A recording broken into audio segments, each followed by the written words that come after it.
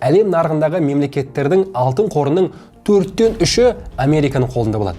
Тағы да айтайын, 4-тен 3-і, яғни әлемнің бар алтыны сенің қолында деген сөз. Бұл керемет мәліметті еш қысылмастан ақш-тың өкілдері 1944 жылдың шілдесінде Бреттон Вудс деп аталатын американдық курортта өткен Біріккен ұлттар ұйымының қаржылық конференциясында жариялайды.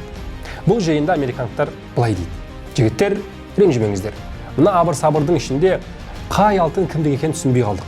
Сол себепті сіздерге осы алтындарыңызды қайтару қиын болып тұр. Бірақ бізде керемет ұсынысымыз бар. Қирап қалған елдеріңізді қалпына келтіру үшін су жаңа халықаралық есептесу жүйесін ұсынамыз.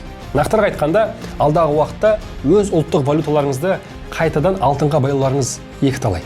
Себебі алтындарыңыз бізде ғой, міне көріп тұрсыздар.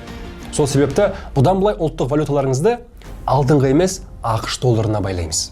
Ал долларды болса алтынға байлаймыз. Және де бұны резервті валюта деп атайтын боламыз. Еуропалықтар аң-таң. Ей, не деп оттап тұрсың дегендей наразы болады.